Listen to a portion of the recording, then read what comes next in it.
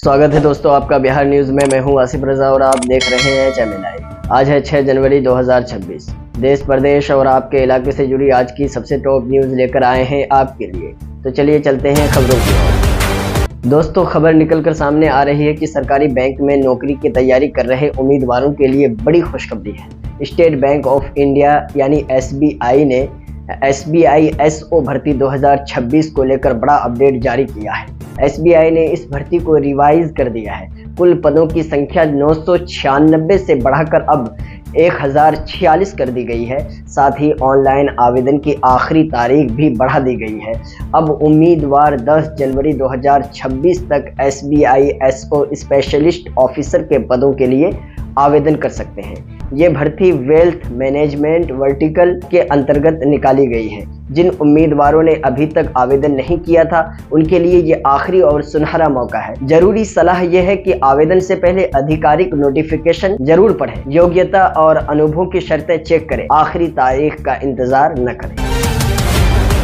अब बात करते हैं बिहार पुलिस में नौकरी को लेकर। जी हां दोस्तों, बिहार सरकार ने सरकारी नौकरी की बड़ी खबर सामने आई है। अगर आप लंबे समय से सरकारी नौकरी का इंतजार कर रहे थे तो अब इंतजार हुआ खत्म। बिहार पुलिस अवर सेवा आयोग BPSSC ने हवलदार क्लर्क के पदों पर भर्ती निकाल दी है। कुल पद 64। सबसे खास बात यह है कि इस भर्ती के लिए सिर्फ 12वीं पास होना ही योग्यता है। आवेदन शुरू 2 जनवरी 2026 से हो चुकी है, जबकि अंतिम तिथि 2 फरवरी 2026 है। आवेदन केवल ऑनलाइन होगा। bpssc.bihar.gov.in website. दोस्तों, आज हम बात करने जा रहे हैं टीम इंडिया के दिग्गज तेज गेंदबाज मोहम्मद शमी से जुड़ी एक बड़ी खबर पर। चुनाव आयोग ने उन्हें नोटिस भेजा है। आखिर क्यों, चलिए पूरी कहानी जानते हैं विस्तार से।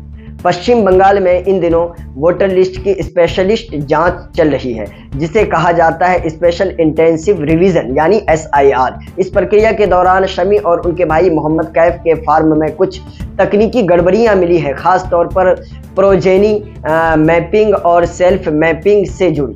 इसके बाद कोलकाता म्युनिसिपल कॉरपोरेशन के वार्ड नंबर 93 से दोनों के नाम नोटिस जारी किए गए हैं और उन्हें असिस्टेंट इलेक्टोरल रजिस्ट्रेशन ऑफिसर यानी AERO के सामने पेश होने को कहा गया है। शमी हियरिंग में शामिल नहीं हो पाए क्योंकि वो इस वक्त राजकोट में विजय हजारे ट्रॉफी खेल रहे हैं। अब उनकी अगली सुनवाई 9 से 11 जनवरी के बीच तय की गई है।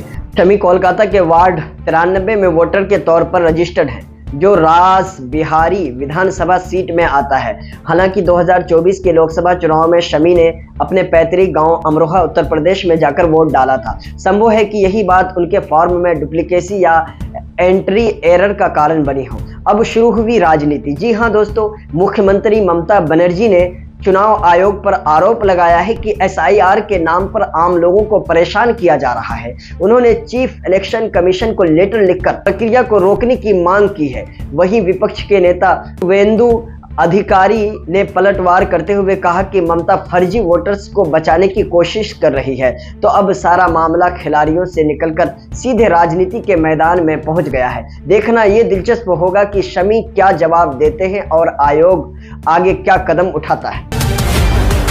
तेजस्वी यादव यूरोप से छुट्टियां मनाकर लौट आए हैं और अब बिहार की राजनीति में फिर से हलचल शुरू होने वाली है। RJD का पूरा चेहरा और चाल दोनों बदलने वाले हैं। आइए जानते हैं तेजस्वी का नया एक्शन क्या है। तेजस्वी अब सीरियस मूड में है। आने वाले दिनों में वो 50 जिला अध्यक्षों और 265 प्रखंड अध्यक्षों की नियुक्ति करने वाले हैं।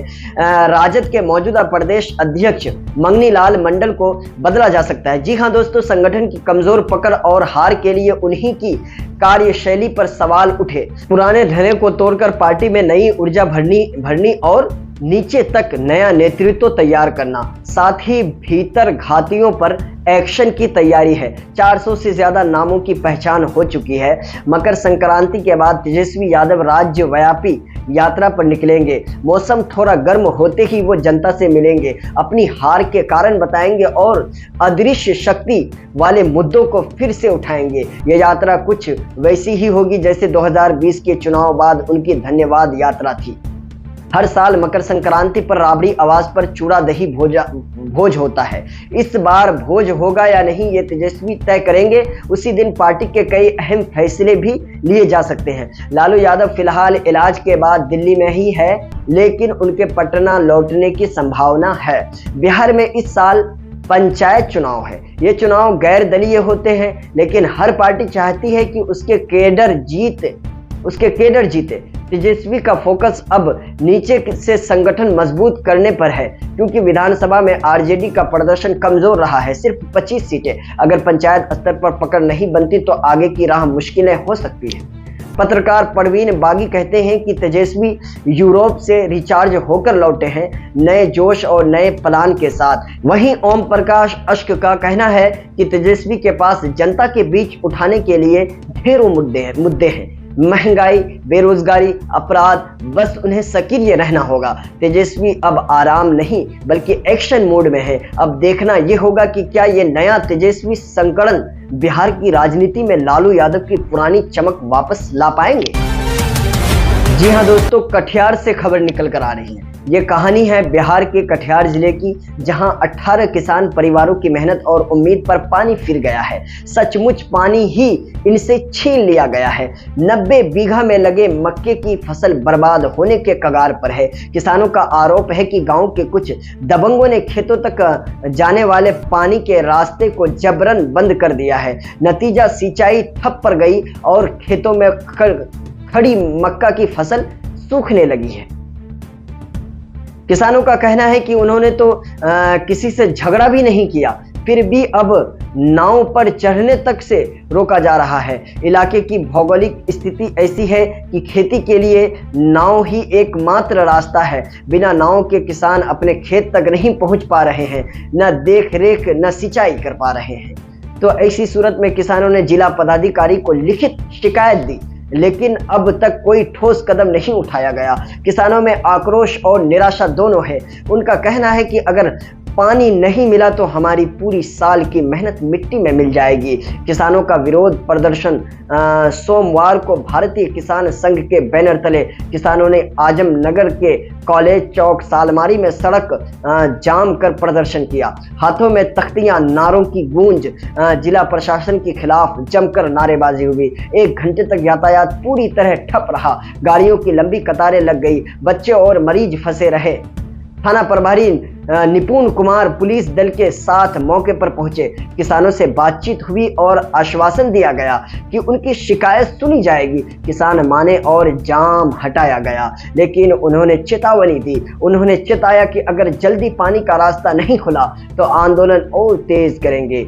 अब सवाल ये है कि क्या प्रशासन वक्त रहते कुछ करेगा या कटिहार के इन किसानों की फसल और जिंदगी दोनों सूख जाएगी। ये सिर्फ खेतों की लड़ाई नहीं है, ये सवाल है गांव के पानी पर कब्जे और छोटे किसानों की मजबूरी पर। आपकी क्या राय है इन सब खबरों पर? नीचे कमेंट बॉक्स में कमेंट करके जरूर बताइएगा।